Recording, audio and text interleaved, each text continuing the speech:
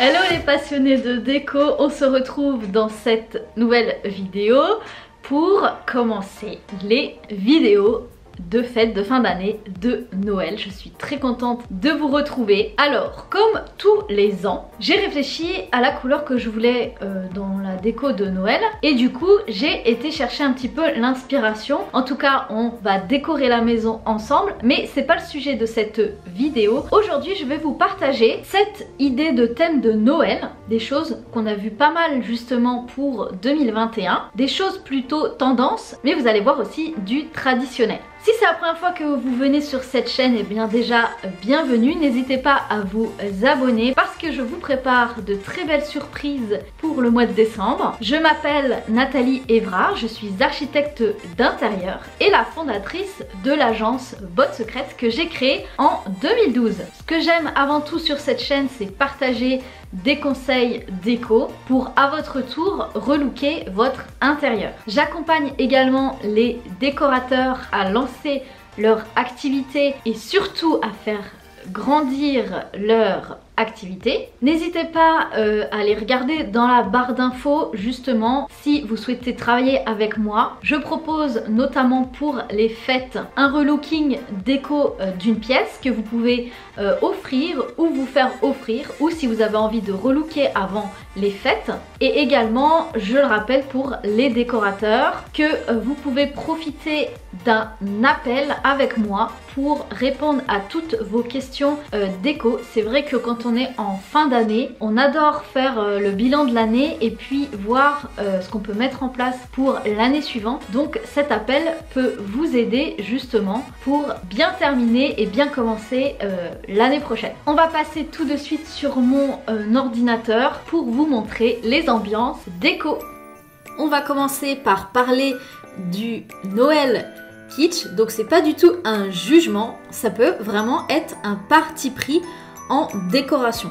Donc le kitsch, c'est quoi? C'est les comédies romantiques à l'eau de rose, les pulls moches, on peut mélanger les couleurs et par exemple on peut très bien réutiliser des éléments de décoration éphémères. On peut mélanger, comme je le disais, toutes les couleurs, toutes les matières. On peut mettre des pompons, on peut mettre des choses qui sont pas censées être dans un sapin pour vraiment jouer le jeu à fond et avoir ce décor vraiment éclectique. Ça c'est beaucoup tendance en ce moment.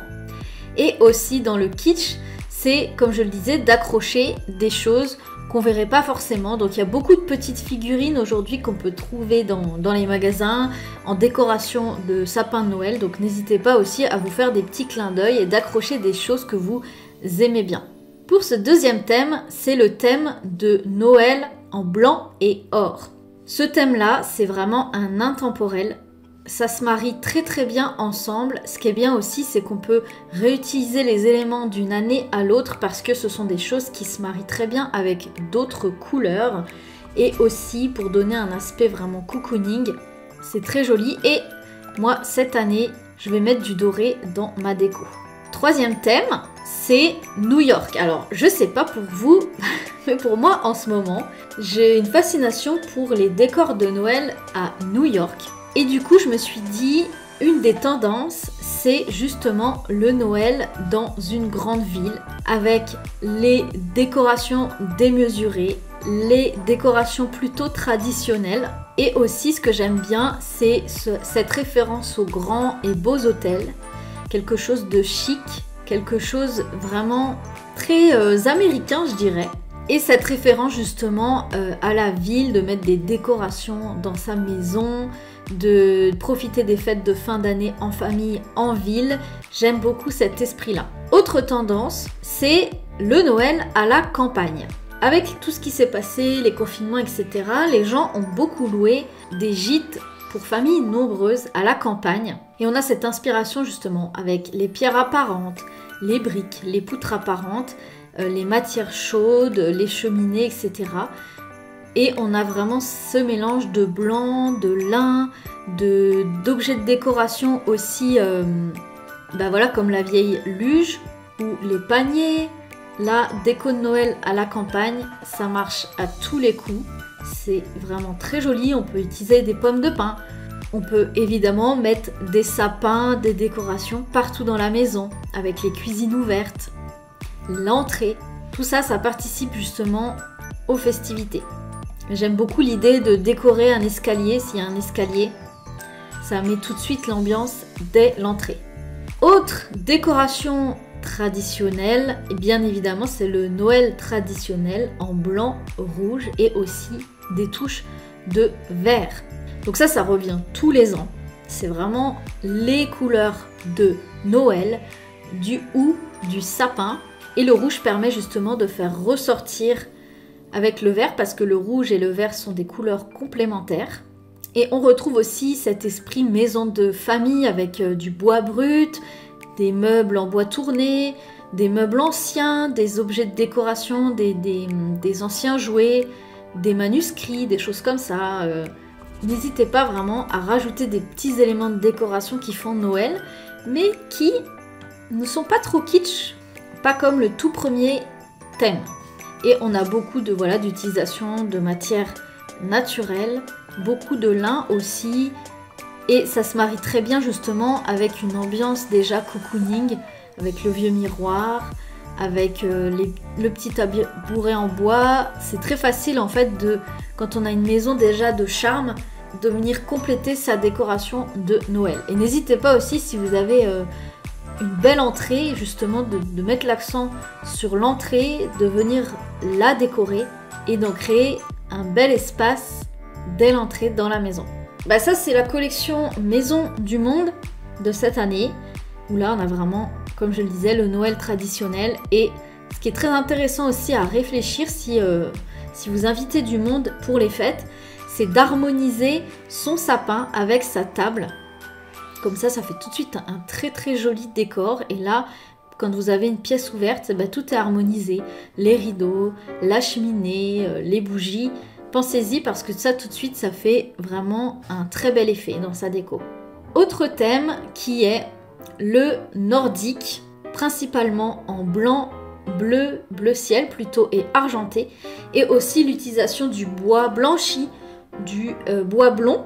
Donc là on est sur des thèmes très naturels, très nordiques, avec souvent des animaux, l'utilisation de métal et souvent les guirlandes lumineuses, avec l'utilisation de beaucoup de guirlandes lumineuses. Là j'aime bien l'idée de la table pour faire un chemin de table justement avec un effet fausse fourrure. Je trouve ça assez marrant.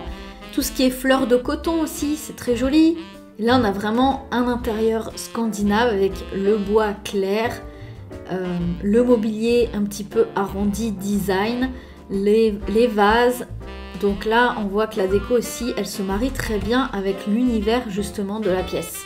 Et c'est vraiment d'inspiration des pays du Nord, justement avec le brasero, être au bord du lac, etc. C'est les grands espaces. Et enfin, dernier thème, et on le voit beaucoup ces temps-ci, c'est l'utilisation de couleurs foncées pour Noël. Alors il faut oser le noir à Noël. Je trouve que ça se marie très bien avec les maisons contemporaines. Par exemple, là on le voit bien avec la cheminée. Ce qui est bien avec le noir, c'est qu'on peut vraiment créer du contraste, une nappe noire, du papier cadeau noir. Vous voyez, c'est des choses qui changent en fait, qu'on n'a pas l'habitude de voir, mais c'est pas pour autant que ça fait austère. On pourrait penser que ça fait plus Halloween, mais au contraire, on vient apporter de la chaleur avec des touches de doré, avec du bois, avec des effets de pampille. Et ce qui se marie bien justement avec le noir, c'est le doré. Et vous voyez aussi, là, il y a un petit peu de jaune moutarde. Ça va super bien ensemble. Et n'hésitez pas à décorer d'autres parties de la maison. Une cheminée, la cage d'escalier, vous voyez, avec des nœuds noirs, tout simplement. Ça donne tout de suite un côté chic. Et enfin, je terminerai pour les couleurs foncées. Ce qui est bien avec les couleurs foncées, c'est qu'on peut réellement créer du contraste et créer du contraste entre couleurs foncées.